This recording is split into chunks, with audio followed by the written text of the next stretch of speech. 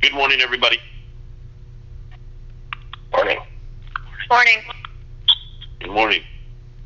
Okay, to obviously state the obvious, we are in the last full week before the election and the 10 most important days of the year for CNN as we approach the two biggest stories of our time, the 2020 election and the continuing unfolding coronavirus that has overtaken the country once again. Obviously, I'd be remiss if I didn't point out the exceptional interview that the exceptional show that Jake had yesterday on State of the Union, especially his interview with Mark Meadows, which I think was one for the ages. I do want to say that I think we have two stories this week. They clearly intersect, which is the election, both for the White House and the control of the Senate, and the pandemic and the politics of the pandemic. I think they all are related. Clearly, this election, as we head into this final full week, will be remembered as the coronavirus election, and I think that we need to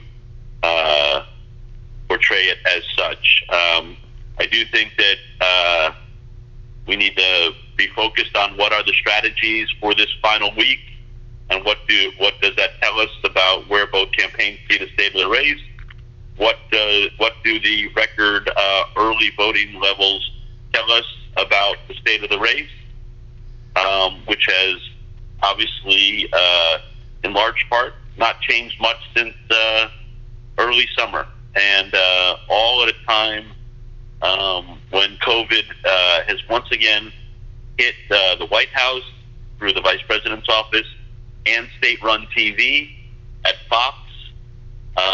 The White House trying to insist this morning, trying to contain Meadows' comment that they're giving up trying to contain the virus. So there's an enormous amount going on. That's the way I see this week. This is it. These are the 10 days that we will be remembered by for our coverage this year. So this is the most important time of this year. Let us start with politics and David Chalian. Good morning, Jeff. I'll try not to be too repetitive of some of the things you said, but I think you've captured exactly where we are. I'll start with that Jake interview with Mark Meadows when the chief of staff just basically gave it away and in plain words revealed the reality that we've all been seeing here, which is that they're not even attempting to contain the virus. You saw the Biden statement immediately responding to it, calling a stunning admission that they've given up, that they've waved the white flag of surrender. Apparently, Meadows this morning is saying that Joe Biden is, quote, waving a white flag along with his white mask in response to that. This, as you also noted, the Pence team with COVID, sort of a second round of an outbreak at the White House, which is both simultaneously completely nuts and not at all surprising given how they have been behaving. But it does... These two things together set the context of these final 8 days of this campaign, and there is no way around the fact that this is the coronavirus election. It has been ever since the pandemic arrived, and it's never really changed from that, because it is the issue that millions upon millions of Americans are dealing with, and it nearly touches everyone's life. That you noted the voting as well, and I do want to just note, as we see now, some 60 million people voting and surpassing early vote from 2016 with still, yesterday when we surpassed it, it was still 9 days to go into the election. we have millions and millions more people that are going to be voting early in these next several days this week through the weekend, just racking up on top of already a record-setting early vote. Now, you said, what does it mean? We don't know a ton. We know what it means It means there's real interest in casting a ballot in this election. We know that it's an engaged electorate. People are coming out to express their vote. And we do know that Democrats have expressed time and time again this fall that they are more likely to vote early and absentee by mail than are Republicans, and that Republicans and Trump supporters are much more inclined to vote on election day. And we don't know what that election day piece of the puzzle is yet, so we just don't have a complete picture, and we should be careful about that. But what we do know is record-setting numbers for Americans going to the polls and voting early. And it is just astonishing. We also saw we're seeing a youth vote explosion, which Adam Levy sent a note around this weekend for folks. Across the board, we see young people, 18 to 29, increasing their share of the overall early vote compared to this point 4 years ago across every critical state, and conversely, a decrease in share among seniors in some of these places, again, as a share of the overall vote. But looking at that youth vote explosion is really interesting. We will also, speaking of the coronavirus campaign, Jeff, have Jeff Zeleny with a piece tonight from Battleground, North Carolina, looking at the ground game in the COVID era and in these final 8 days, getting out the vote and how each side is dealing with that. He's come across Biden organizers who are back on the streets and knocking on doors for the first time since February, and they're in gloves and masks, trying to reach the people they haven't been able to reach by text and phone, while the Trump team continues to use his strategically placed rallies in key geographic regions in these battleground states, where they use these rallies as an organizing tool to turn out voters. And of course, their door knocking has never stopped. So he caught up with organizers pounding the pavement on both sides in this moment of where both sides just completely focus on getting every vote out that they can. With that, we see Donald Trump ramping up his schedule. He's doing 3 rallies across the Commonwealth of Pennsylvania today. So we will see him 3 times in that one critical state to his path to re-election. In terms of other campaign trail activity, Mike Pence is in Minnesota today, despite his close contact and potential exposure. We know he's tested negative on Saturday and Sunday, but he will be out on the campaign trail in Minnesota.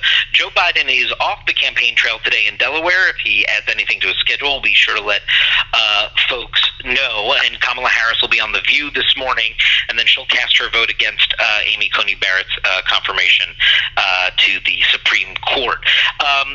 You saw the aftermath of the president's walkout on that 60 Minutes interview, and then Kayleigh McEnany bringing in the healthcare policies book, which 60 Minutes said was a bunch of just executive orders, and clearly not the policy plans to replace Obamacare. As we know, no such plan exists.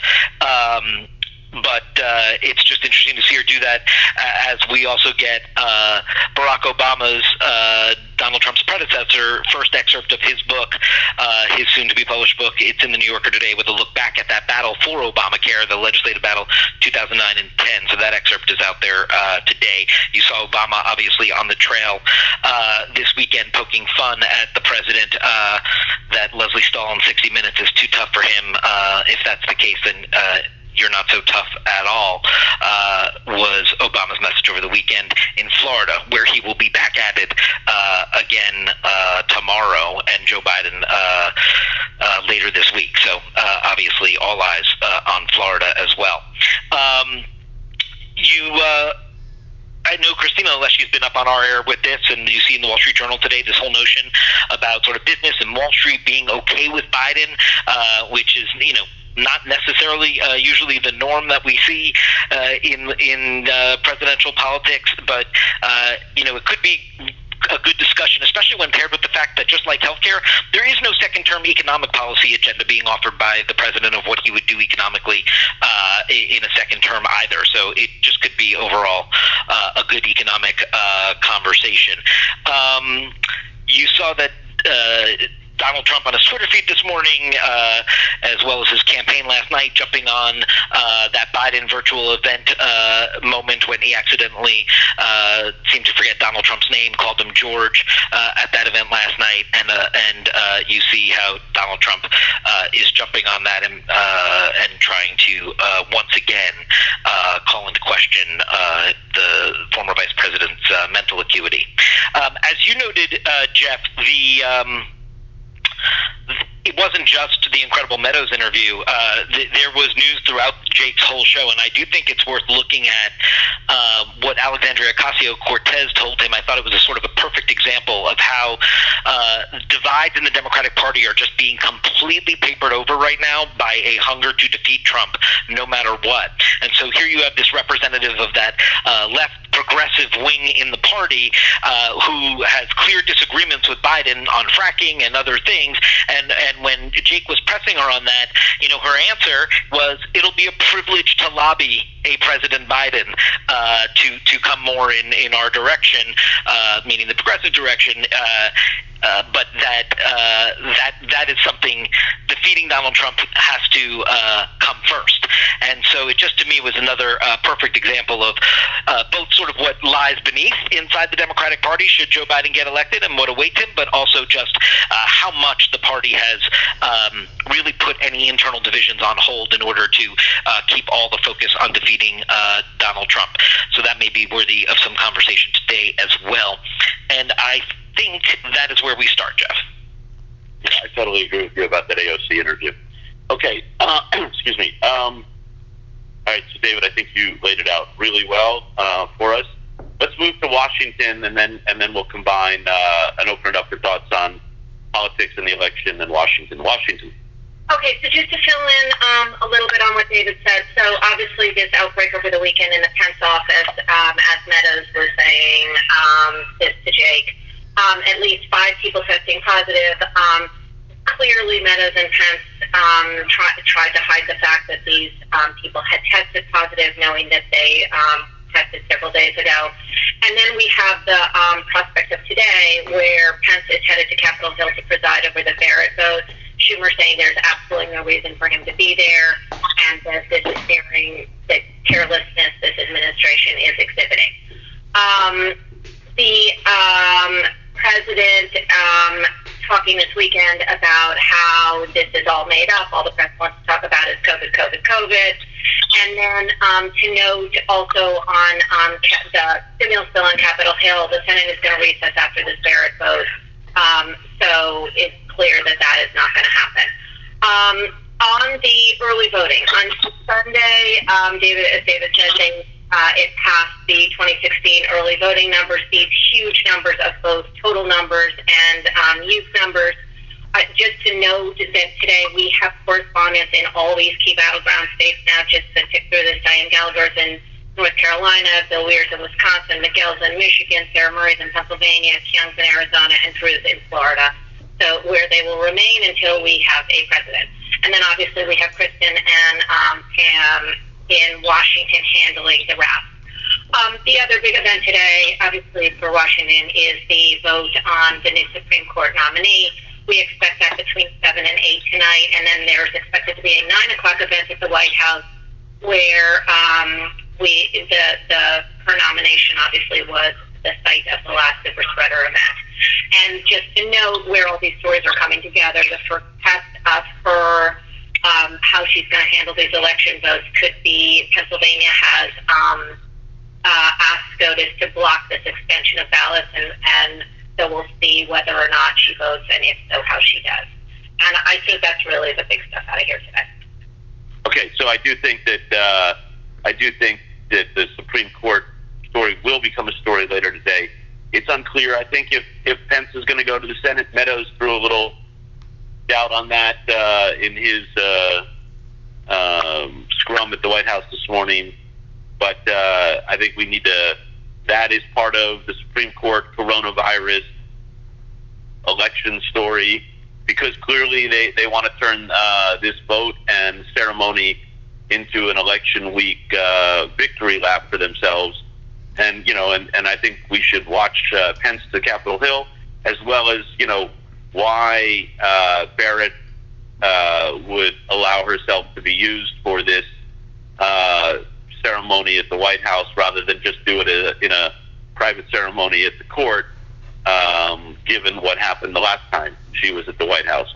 So I do think tonight, in prime, that Supreme Court story is going to be something we should keep an eye on. Okay, let's open it up, please, for thoughts on politics, election, Trump, Biden, Supreme Court, any aspects of it. Jeff, the White House and the Vice President's office are trying to use this term essential worker as a cover for why he continues to operate, which is a complete abuse of the term essential worker. An essential worker can continue to operate under the CDC guidelines for doing essential work, but the CDC does not say anywhere that campaigning is essential work. So it's a preposterous excuse for him to not follow the 14-day quarantine rule that everybody else should follow, simply because he's involved with the coronavirus task force in another part of his responsibility. Pence should clearly be quarantining, and we should be saying so. Other thoughts?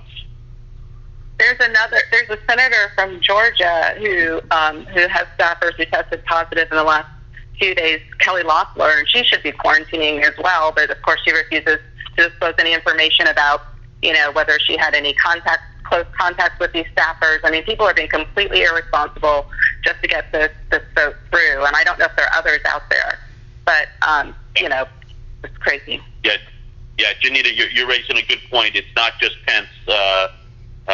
Loeffler has refused to reveal the exposure details with those infected staffers.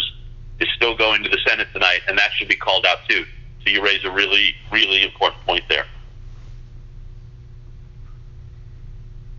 Other thoughts?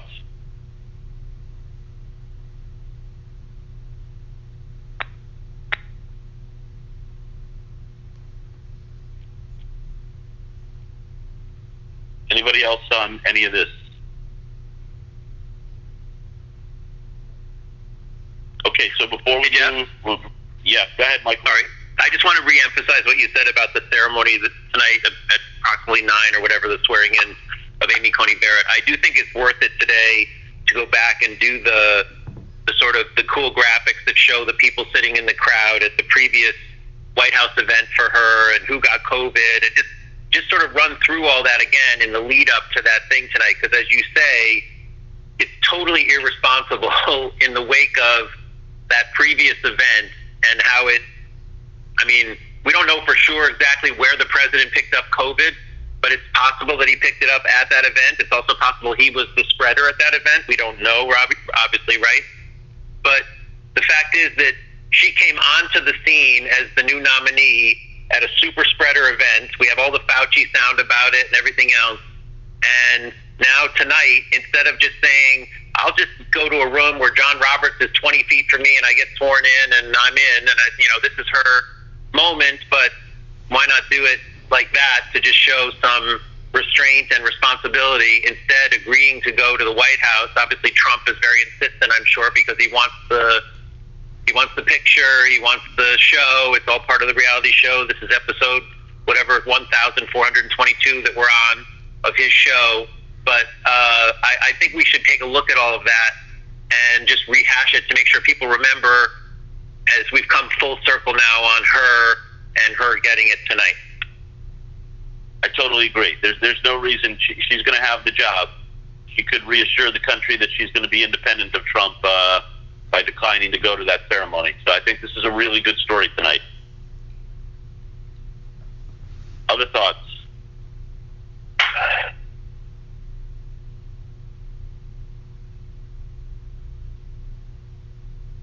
By the way, we didn't talk about this, but I just want to point out John Avlon's reality check today that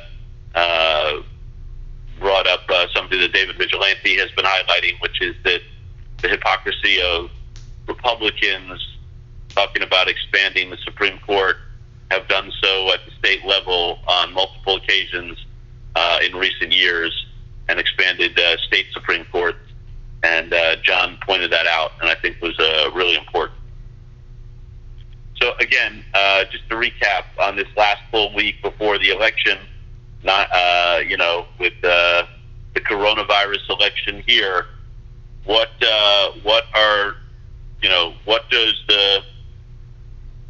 does the campaigning say? Biden not out on the campaign trail today. Trump with multiple appearances.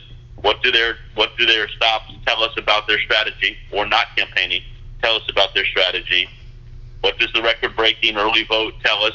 I know David Chalian told us that we don't know what it tells us. Okay, that's fine. With long lines everywhere, the youth vote exploding. What are the 8 states that are going to decide this election? I think that's where we should be focused, not on any national numbers. What are the Senate races that will determine the balance of power in the Senate? With Trump admitting privately that it's going to be hard to keep the Senate. So all of that, coupled with the Supreme Court tonight, and all of that against the backdrop of a raging pandemic that has hit the White House and state-run TV. So let's move to COVID and Matthew. Okay, so worst week yet for the numbers. The 7-day average of new daily cases in the U.S. is now at its highest point ever. So clearly a heck of a time to signal surrender. Over 8.6 million total cases and 225,000 deaths in the U.S. now. Yesterday's number, 60,000, was the highest Sunday since July, coming off, of course, the number 1 and number 2 top days in history, Friday and Saturday. Hospitalizations are also back up at the peak and causing big issues. Hospitals and ICUs in particular stretched to capacity in places like El Paso, Texas, which issued a broad curfew because of that problem. And in Utah, where the head of the Hospital Association predicts in interviews that hospitals there will soon start rationing care in a week or so, and that a plan has been presented to the governor. Hospitals are also bracing for things to get even worse as the flu season ramps up. Key voices ramping up talk for a wider mask mandate with all of the evidence that's come out and all the evidence we've already had. Gottlieb's op-ed in the Journal, limited and temporary national mask mandate is in order, and Fauci's language shifting in recent days on our air and elsewhere from mandates don't work to if people are not wearing masks, then maybe we should be mandating. Looking around at the map, 37 states headed in the wrong direction, not one of them trending down in week-to-week cases. And then when it comes to deaths, trending up in 32 states as well. Looking around at the trail, in Pennsylvania, where Trump holds those 3 rallies today, Pennsylvania's had its highest daily case average of the entire pandemic, the increase even steeper in the week since Trump was last in the state. We continue to track the rallies and their aftermath. Minnesota, where Pence makes that visit today, also at its highest, way above the spring and summer. Hard-hit Wisconsin is the steepest increase, the reddest red on the map, up 100% from week to week in new cases. This weekend, of course, saw a Trump rally there and the return of Big Ten football in Wisconsin. Adrian brought us in Chicago on the Midwest trends. There's Texas, which is experiencing hospital numbers not seen since August. I mentioned El Paso briefly, HHS surging more resources there. The city asking residents to stay home for 2 weeks, but encouraging them to exercise their right to vote. Ed Lavandera, available in Dallas, can also talk about the Utah concern I mentioned earlier. California, also one of the highest increases on the map, and it's seen a sharp spike in recent days after weeks and weeks of flattening numbers, and Stephanie Elam's in L.A. And just noting that today marks exactly 1 month since Florida basically ditched all restrictions, and in that 1 month, the average daily case number in Florida is up 35%, with the governor making it clear that new restrictions on businesses or schools are off the table for the foreseeable future. In terms of the health front today, despite all the focus and hopes on vaccines, the experts agree we're months away from being able to rely on a vaccine plan to tackle this. Gottlieb saying it's unrealistic to think a vaccine will be widely available until the second quarter of next year. And of course, widely available doesn't mean everyone's already gotten it. Gottlieb calling the warp speed prediction that everyone is immunized by June aggressive. Sanjay, in his latest piece looking at misconceptions of COVID, deals with this notion of how long it would take for things actually to return to normal even after a vaccine. And of course, this increasing concern about the so-called twindemic, the mixture of flu season getting into full swing and COVID, and highlighting this. Elizabeth Cohen reporting from the weekend. We checked in with hundreds of pharmacies. Most have not acted on this administration new plan, allowing pharmacies to give kids flu shots. Seems like it was a poor rollout, and we've got Elizabeth and Jacqueline Howard available through the day, and Sanjay available for DC and Prime. On the schools front, Biana Goladriga available. It's a story of scattered but not catastrophic problems across the country. For example, the latest, a whole middle school near Phoenix required to quarantine. And the wrap piece today, Erica Hill, for 3, 5, 7, and 9. And that is COVID. Thank you, Matthew. Thoughts on COVID?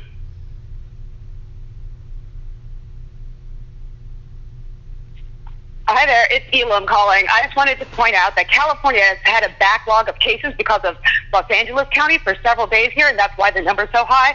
To make that point, take a look at the positivity rate in California. It's still under 3%. Thanks. Thank you, Steph. Other thoughts? Yeah, I was going to suggest that maybe, given what we saw with the Vice President's office, possibly you haven't confirmed it, I guess, with Fox, but a cataloging of all the prominent conservatives and elected officials who've gotten COVID and their staff vis-a-vis those on the liberal or Democratic side, given how there has been different messaging between both sides, and it might be interesting to see how that shakes down. I mean, just based on my gut level, it's overwhelmingly, 2 or 3 or 4 times as much, and it points out one side's taking it seriously and the other side not so seriously, and maybe there's a kind of a graphic presentation that could point that out. But I think in Congress, even so, it was much more red than blue, and this might be a good time to combine the two stories, COVID and politics, that way. Yeah, we're only on for 24 hours a day today, Rick. I don't know if we can get through all that. Yes, you're right. I agree. Other thoughts?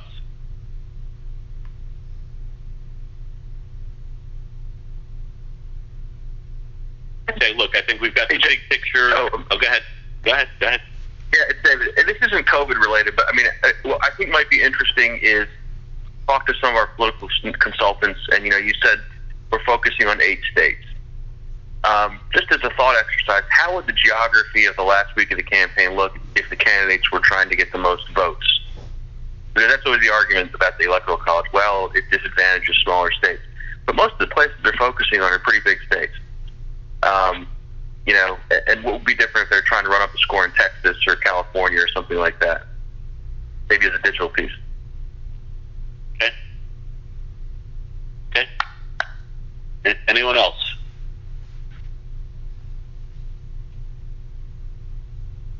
Okay, I do want to, obviously, Matthew took us through all the headlines. Obviously, we've got the big picture of the, U.S. average of new cases now at the highest point of this pandemic, with the White House raising the white flag and surrendering. And I do think that, taking the big picture, there are a lot of elements to this, with Gottlieb and Fauci both saying that it may be time for a temporary national mask mandate. I think that's a really good story. I think, as Matthew pointed out, El Paso imposing this curfew as the ICU beds hit capacity, very important story. Utah set to ration care because of overflowing ICUs, making some very difficult life and death decisions. Very good story.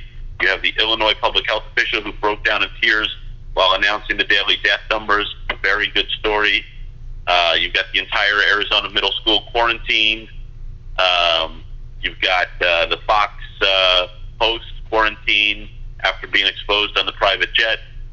And we've got Monopoly game board sales soaring because families are bored.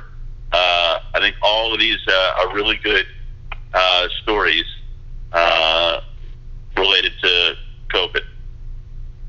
Matthew, you want to take us through the rest of domestic, please?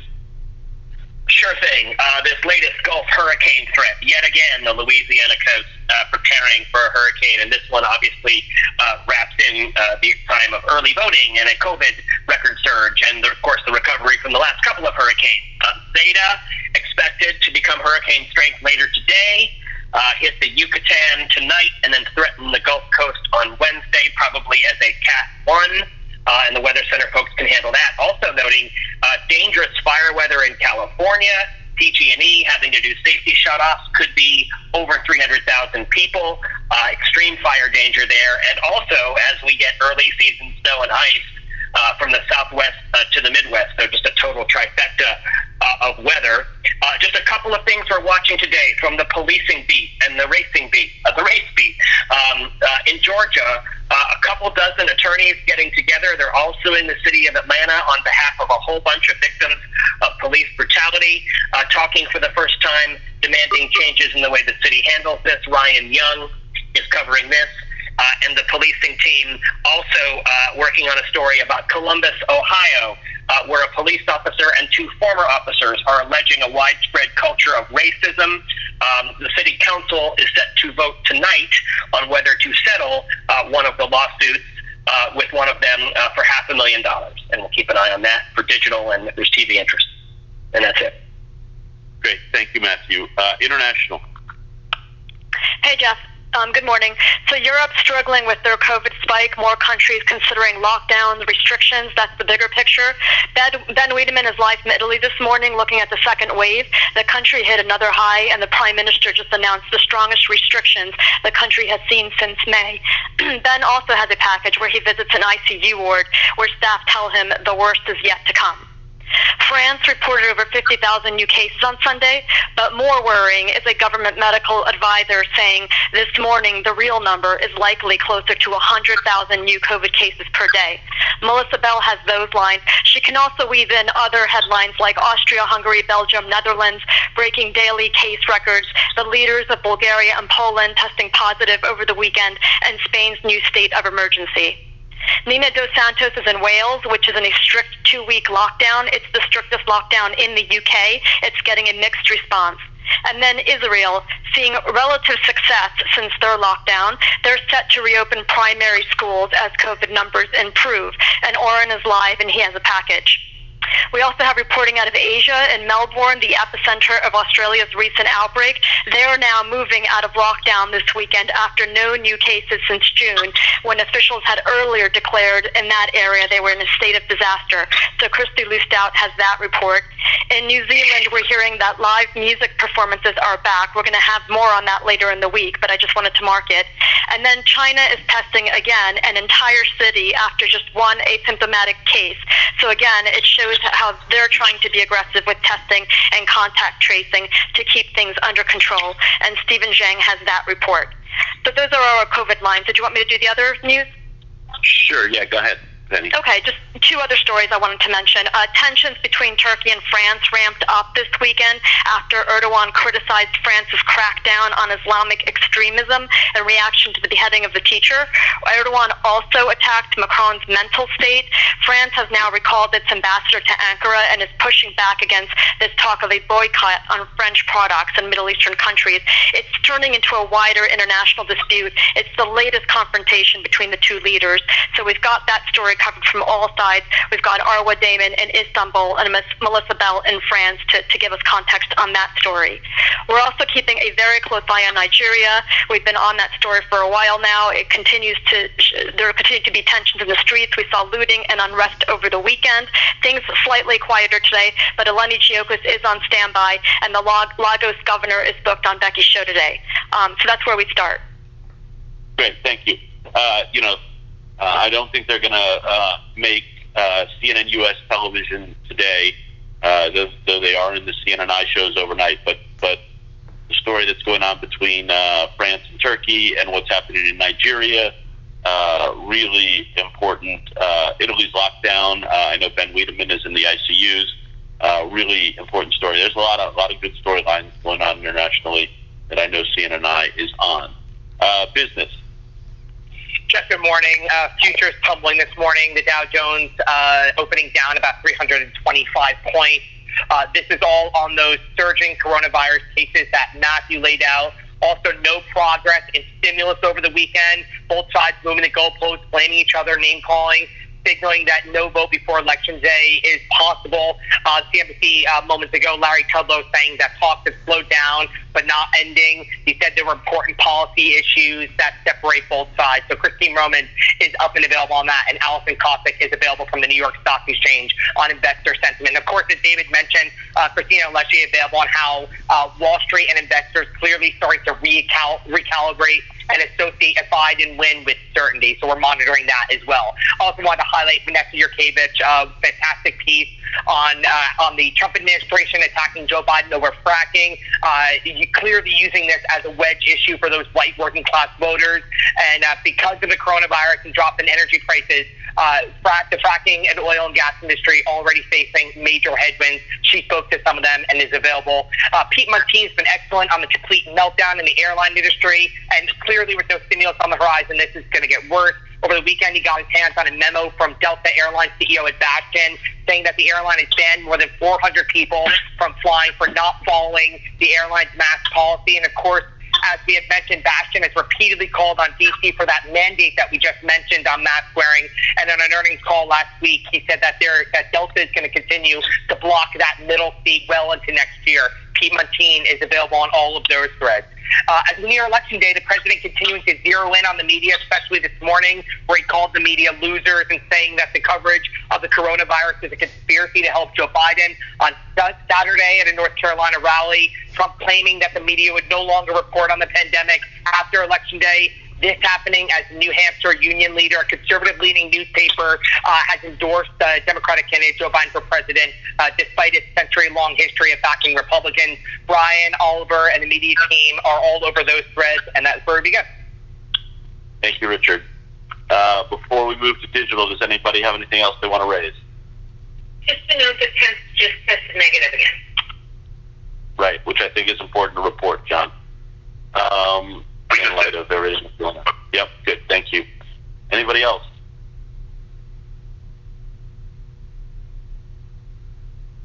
Digital. Hey, we have 30 million uniques all the way back on Friday and about 23 million each on Saturday and Sunday. Some of the biggest hits from the weekend were Kevin Liptak on Trump returning to a much-changed Mar-a-Lago. It's a great piece with a lot of color. Bill Weir with how the debate on climate ricocheted from planet Earth to planet Trump. The multi-state listeria outbreak was a big interest story. And John Harwood's excellent piece on why Trump could face a Jimmy Carter scenario. And then, of course, Mark Meadows' comments to Jake. The story and the video is, of course, doing well. The other video that's hugely popular this morning, once again, is the Road to 270 latest. So this morning, it's Collinson in the number one spot. About 16,000 concurrence on the White House admission on the pandemic is overshadowing Trump's last push. So it brings right there those two massive stories together in one super smart piece, weaves in the Meadows comments. So audiences are here for it. Nice Monday start. The fact check on Trump making at least 16 false or misleading claims to 60 Minutes. What is NSAC, in fact, the all-black group that is arming itself and demanding change, from Nicole Chavez, Ryan Young, and Angela Barhajas. And then the U.S. virus cases hitting the highest 7-day average so far, with those two highest single days of new cases on Friday and Sunday. That's our main bar on COVID, plus the DLE on COVID rounds out our top five. So we're very newsy this morning. Harry is keeping his streak going on these really sharp weekend pieces that transition well into Monday. There's two that are worth shouting out. One is how Biden has more paths to 270 than Trump does, and just walks you through it with the map.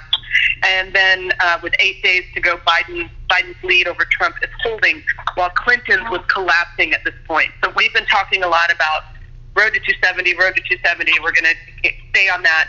The historical comparisons are so important, and they help to orient audiences too. So the 2016 comparisons in that Harry piece, even Harwood with the Carter comparisons. I mean, it's really great to look at what history can teach us. Black Americans are flocking to the polls. There are more than 600,000 Black Americans who have voted early in Georgia. That compares with about 285,000 this time in 2016. So again, with the historical comparisons, that's a really strong piece from Faith Karimi, and leads with kind of personal anecdotes on what's driving so many Blacks to vote, and then it weaves into data. So it's really good. A video explainer on Here's How to Spot Misinformation Online, and a reminder that we have our running live blog at cnn.com/misinformation, where we are watching and reporting every single piece of misinformation and every single piece of news we get around it. So that's obviously important to stay on always, but especially with 8 days to go. 2 strong pieces from Hong Kong. James Griffith on whether Trump or Biden wins, Beijing will be hoping to reset the U.S.-China relationship. And then Jill Dice's on Trump promised to win the trade war with China, and he failed. And then lastly, just a terrific op-ed rundown today, but I want to call out one in particular from our own Tom Goldstone with the headline, What I Want to Tell Jeff Bridges About Lymphoma. It's personal and hopeful, so thank you, Tom, for that. That's it. Great. Thank you very much. John.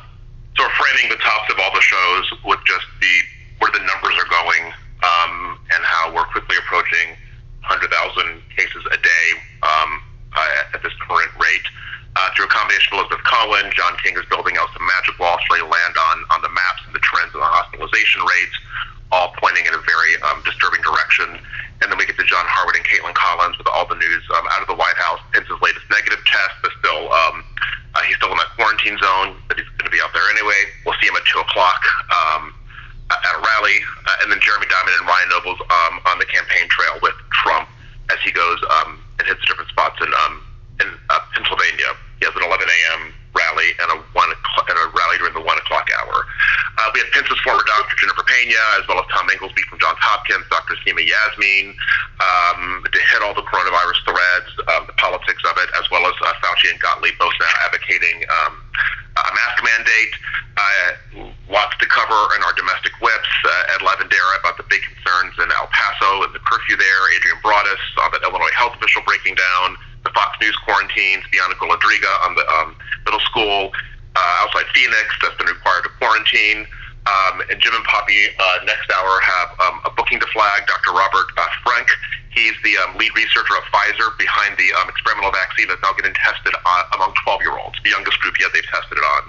We're also going for some Utah bookings later on with Brianna, as Utah and Salt Lake City continues to be one of the most concerning hotspots. The Ben Wiedemann inside the Italian ICU piece is getting more runs today. We have Melissa Bell in Paris and Oren Lieberman in Jerusalem to round out our international whips. All the voting phenomenon going to continue to stay on back. We have Kristen Holmes looking at nearly 60 million Americans that voted so far. Diane Gallagher specifically on the early vote lines in North Carolina. Jessica Dean is in Wilmington. Biden is quiet tonight, but he does head to Florida and Georgia later this week. And the Vanessa Yurkovich fracking reporting, she's going to get on, so we can land on that. Harry Enten and John King with the path to 270, looking at the latest battleground polls and where the candidates are going as we really focus in on those key states. Maeve Reston, Alex Burns, and Michael Scheer on what the campaign strategies tell us going into the final week. Also want to discuss the surge in young adults and African Americans in the early vote. We have the Wisconsin Attorney General booked on protecting the polling places in his state. Finally, Manu Raju and Joe Piskupic doing a walk-up hit to the Barrett vote tonight and all those questions that were raised earlier about that. Okay, thank you, John. Washington. Morning. We'll pick up at 3. Caitlin has our White House reporting both in the 3 and their package at 4. We'll get Mark Meadows yesterday, of course, Jessica Dean on Biden. Erica Hill has her COVID wrap. It's the worst week yet. And then we got Sanjay, of course, at 4, and also other medical voices throughout. And we'll go to local hotspots with guests struggling to cope. Pence not quarantining, the national mask mandate idea, vaccines, and 12-year-olds. We'll get it all in. Elizabeth Cohen has a piece looking at the healthcare policy differences between the candidates. Pam Brown has our voting rights donut. And as we look at key states, Jeff Zeleny looks at North Carolina today. Amy Coney Barrett and the event tonight, and the stimulus logjam. We'll keep an eye on the Dow as well. And in the Situation Room, we'll be going big on these two stories, just 8 days out from what is the coronavirus election. The White House waving the white flag, not even attempting to contain the virus as a possible second wave is hitting. We'll be watching to see if Pence goes up to the Hill for the Barrett vote. Meadows now suggesting that may not happen. We'll be breaking down the strategies on both sides and what does it say. Trump with his 3 rallies in Pennsylvania, Biden off the trail. We'll get into the record-breaking early voting numbers, the surge in the youth vote, what the 8 states are that will determine the election, what are the Senate races that determine the balance of power. We have John King on tonight, so we'll get into all of that. We have the Pam Brown voting wrap piece. We also have the Attorney General of Pennsylvania booked. All of this is the U.S. is at the highest surge of the pandemic. Fauci and Gottlieb suggesting it may be time for a mask mandate. We'll get into what's going on in El Paso, Utah, and Illinois. We have Sanjay and our doctors and the Erica Hill wrap piece, as well as our international whip. And we'll be looking ahead to the Barrett vote tonight, and then that later event at the White House, and why it's going, why does she need to be there? And that's what.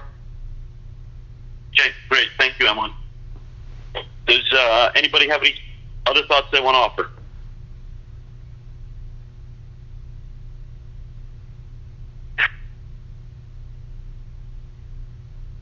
Okay, then let me wrap it up with just some broad thoughts on this week as we approach this last full week before the election. As I said at the top, this is crucial time for the country and for us.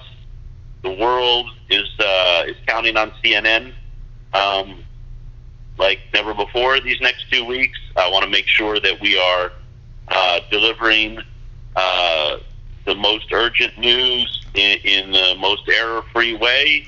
I want to make sure everybody understands we're going to cover all the news, but on television, on the CNN U.S. network, it's the election and it's the pandemic and it's the politics of the pandemic that are going to dominate the coverage.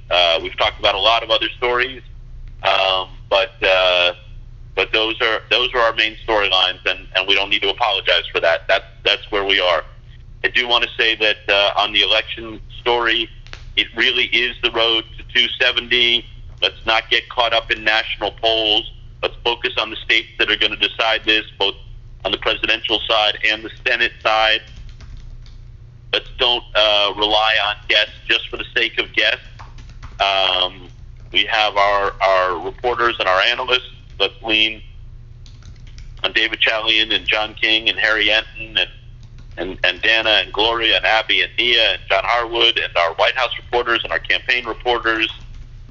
Give them time. Don't just ask them to come on for one question. Don't make them part of huge panels. Let's really tap into their expertise.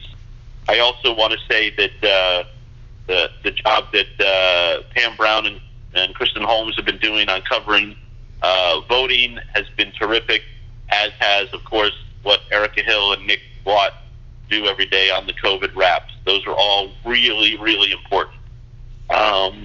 This is our time. This is what people are coming to us for. Let's make sure that we are newsy and urgent.